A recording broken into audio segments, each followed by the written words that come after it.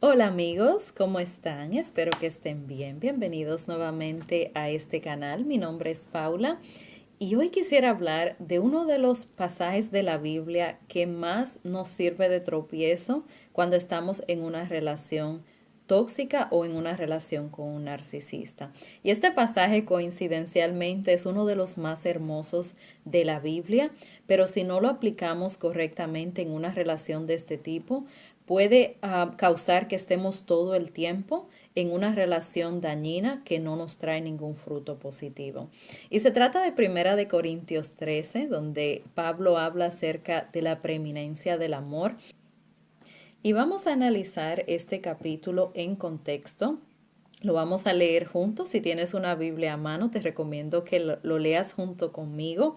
Y vamos a leerlo en el contexto de qué quería decir Pablo en esta porción de la escritura. Y quiero empezar en el verso 31 del capítulo anterior. Dice, procurad pues los dones mejores, mas yo os muestro un camino más excelente. Y a partir de aquí, Pablo empieza a hablar acerca del amor.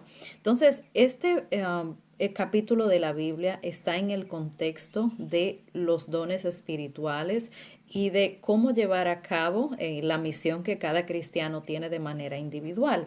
Y Pablo continúa en el capítulo 13, verso 1 diciendo, si yo hablase lenguas humanas y angélicas y no tengo amor, vengo a ser como metal que resuena o címbalo que retiñe. Y si tuviese profecía y entendiese todos los misterios y toda ciencia, y si tuviese toda la fe de tal manera que trasladase los montes y no tengo amor, nada soy.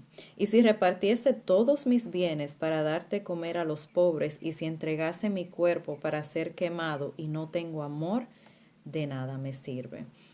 Y aquí vemos la importancia de todas estas cosas que hacemos para Dios, para agradar a Dios, de ejercer nuestros dones, la importancia de hacerlo por las razones correctas, por amor. Y esto es bueno tomarlo en cuenta cuando se trata de un narcisista, porque muchas de estas personas están en las iglesias y los vemos hacer todas estas cosas que dicen aquí, pero a veces uno tiene que preguntarse si lo hacen por amor o como parte de su narcisismo para ser vistos. Y esta porción de la escritura me recuerda cuando Jesús dice, apartaos de mí, hacedores de maldad, nunca os conocí. Y ellos le decían, pero en tu nombre hicimos esto, en tu nombre hicimos aquello. Pero Dios nunca tuvo una relación íntima con esas personas. Entonces, esta primera porción de la escritura nos habla de la importancia de hacer las cosas por amor. Y luego continúa en los siguientes versos describiendo cómo es el amor. Y dice en el verso 4, esta es la parte quizás más controversial de este capítulo, dice, el amor es sufrido, es benigno, el amor no tiene envidia, el amor no es jactancioso, no se envanece, no hace nada indebido, no busca lo suyo, no se irrita, no guarda rencor, no se goza de la injusticia, mas se goza de la verdad. Todo lo sufre, todo lo cree, todo lo espera, todo lo soporta. El amor nunca deja de ser, pero las profecías se acabarán y cesarán las lenguas y la ciencia acabará. Y aquí vemos cómo es el amor. Y el tipo de amor reflejado aquí es el amor ágape. A los narcisistas les encanta esta porción de la escritura. Lo interpretan como una licencia para hacer lo que quieran con los demás y los demás tienen que soportárselo todo, sufrirlo todo, creerles todo lo que nos dicen, esperar ese cambio que nunca llega y seguir soportando todo lo que hacen. Y por lo general la persona empática lee esta porción de la escritura y se lo aplica a sí mismo. Y esa es la forma correcta de leer las escrituras. Pero también el empático que es cristiano suele hacer todas estas cosas y si te examinas a ti mismo en una relación con un narcisista, has sufrido muchísimo, has soportado muchísimo, así que por lo general esta porción de la escritura la estamos cumpliendo.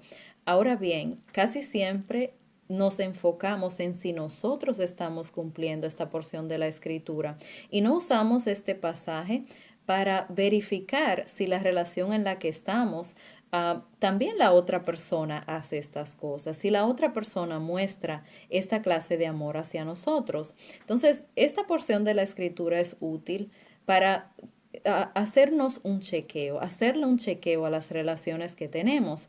Entonces, en una relación con un narcisista es muy importante no solo aplicar esto a nosotros mismos, sino verificar si el narcisista cumple con estos criterios. Entonces, ¿es el narcisista sufrido? ¿Es el narcisista benigno? ¿Es la persona narcisista una persona sin envidia, que no es jactancioso, que no se envanece? Y puedo seguir leyéndolo, pero verás que lo que describe aquí es contrario, la naturaleza contraria a la que tiene una persona narcisista.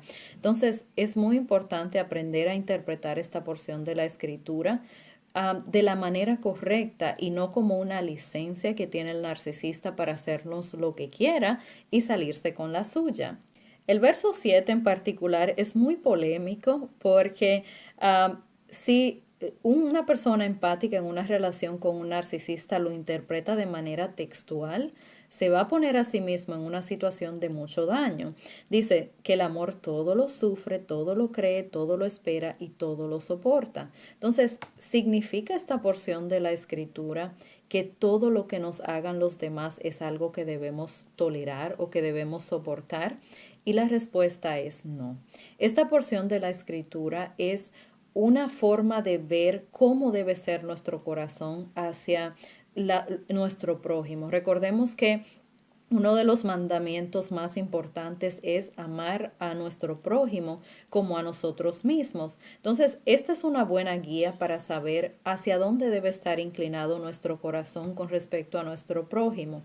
Pero tomar esto de manera textual en una relación tóxica te hace a ti ponerte en una situación que Dios no te ha llamado a estar ahí. Entonces, muchos cristianos confunden el ser mártir en la fe con ser el mártir de un narcisista. La Biblia sí nos llama a dar nuestra vida por Dios, por el Evangelio, pero dar nuestra vida por Dios o a personas sanas, por ejemplo, nos permite dar testimonio de las cosas de Dios, da un fruto positivo. Mientras que cuando eres un mártir de un narcisista y haces todas estas cosas creyendo que agradas a Dios, en realidad te estás haciendo un daño a ti mismo. Entonces, ser el mártir de una persona narcisista, soportándole todo lo que esta persona quiera hacerte, al final de cuentas no deja fruto alguno. Y hay una porción de la escritura que dice, no participéis de las obras infructuosas de las tinieblas. Y esa palabra infructuosa significa una obra que no trae ningún tipo de fruto. Y quizás tú llevas muchos años en una relación con un narcisista, el soportarle todo ha dejado algún tipo de fruto, ha analizado esa persona lo que está haciendo, ese amor que le has demostrado le ha hecho reflexionar y ser agradecido hacia ti o hacia Dios. ¿Ha hecho eso que torne su corazón hacia Dios y hacia hacerle el bien a su prójimo? Entonces, el darte de esta manera a un narcisista es algo totalmente infructuoso. Entonces, quiero hablar acerca de 3 situaciones donde aplicar este pasaje de la Biblia de manera textual es una práctica que no es sana. Y la primera situación que no debes tolerar o soportar es cuando tolerar significa habilitar. En otras palabras, cuando de tanto soportar, no estás estorbando malas conductas.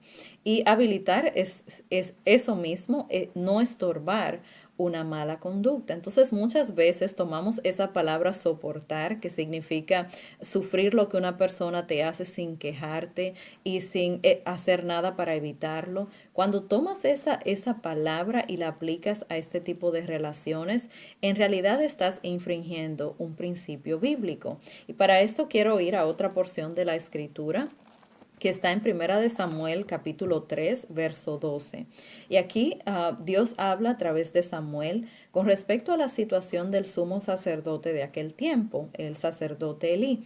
Y dice, en aquel día yo cumpliré contra Elí todas las cosas que he dicho sobre su casa, desde el principio hasta el fin. Y le mostraré que yo juzgaré su casa para siempre por la iniquidad que él sabe, porque sus hijos han blasfemado a Dios y él no los ha estorbado.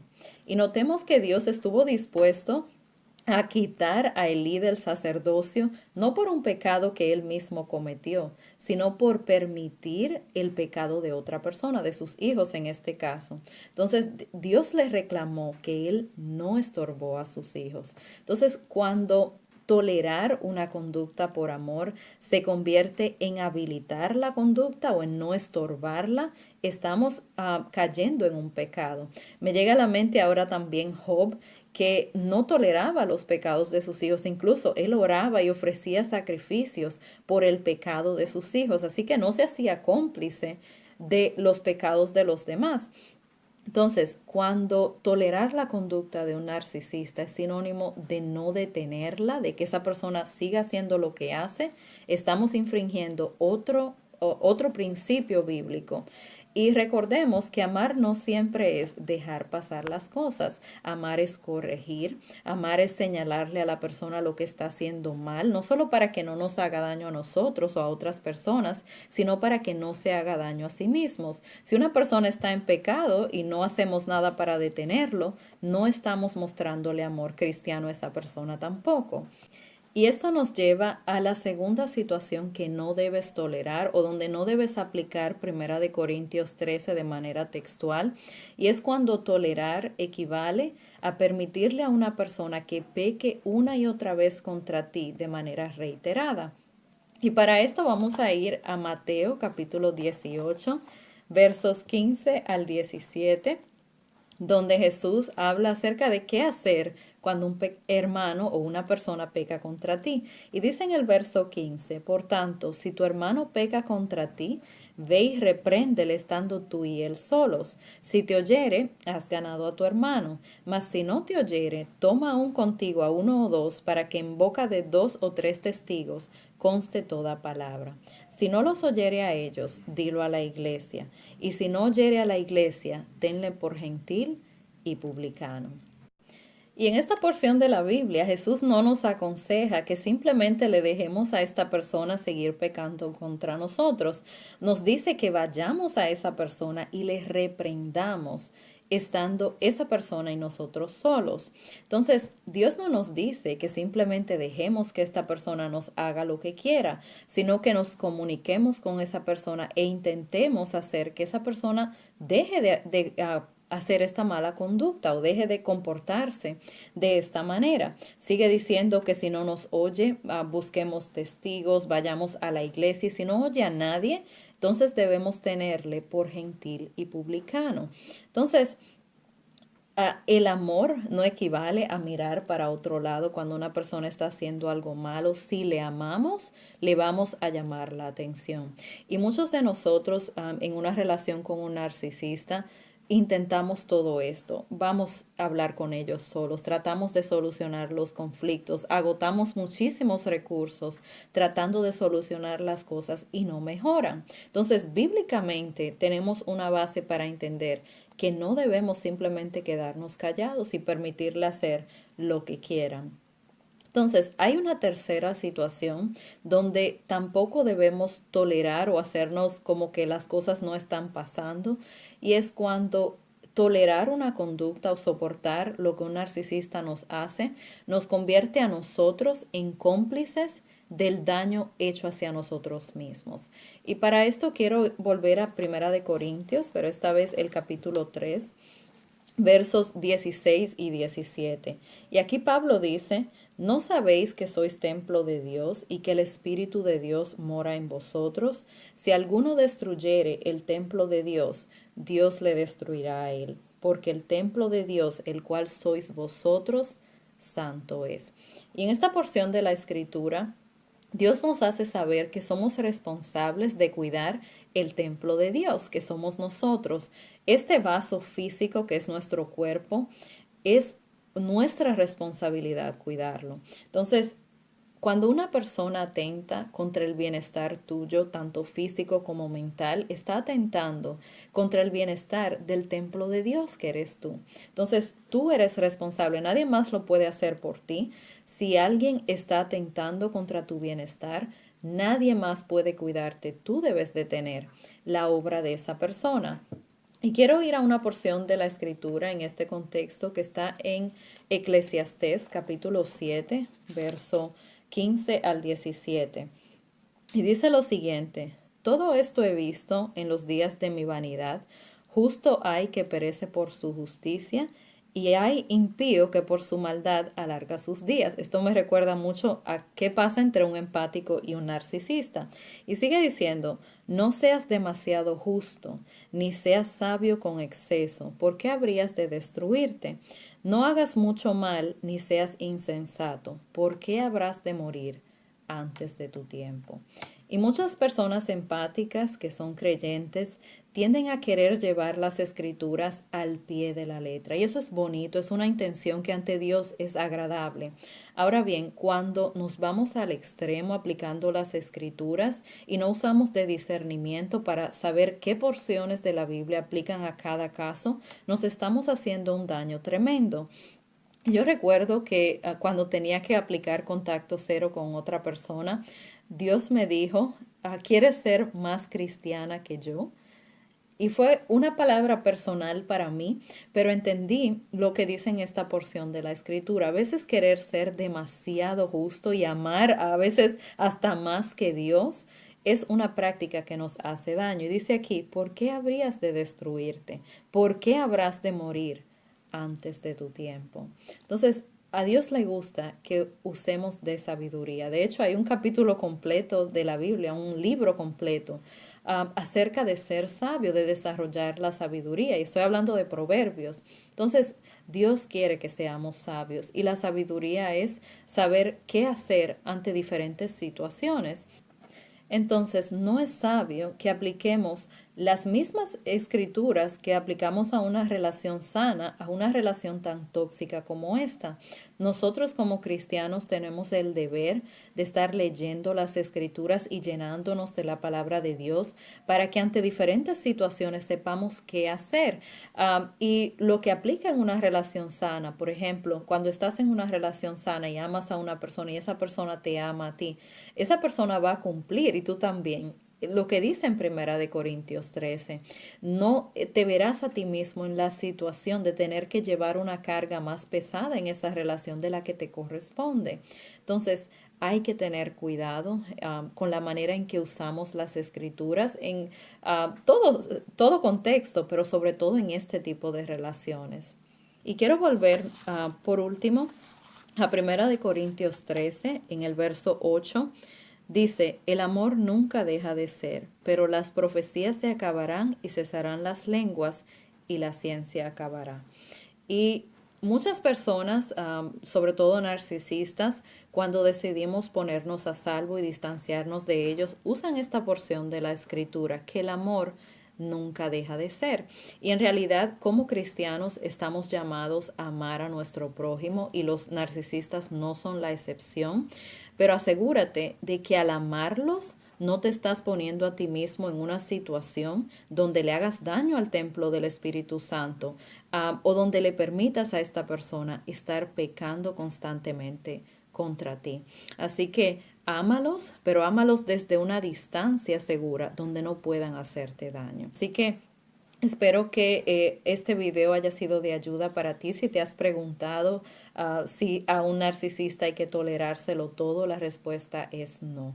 Porque de hacerlo estamos permitiéndole que su alma se pierda, pecando constantemente y continuando en estas conductas que no traen ningún bien para ellos. ¿Significa que estorbarles va a ser algo que cambie las cosas? Probablemente no, porque un narcisista no suele cambiar, pero nosotros estamos en el deber de hacer nuestra parte para estorbar sus malas conductas. Así que muchas gracias por sintonizar, por acompañarme en esta ocasión. Si tienes algo que agregar o tus propios pensamientos sobre esta porción de la escritura, no dejes de incluirlo en la sección de comentarios para enriquecer este tema y hacerle la justicia que se merece. El amor es un tema preciosísimo, es a lo que Dios nos ha llamado, pero hay que aprender a amar en todas estas situaciones diferentes. Así que nuevamente muchas gracias, Dios te bendiga y si Dios lo permite, nos veremos en la siguiente ocasión. Adiós.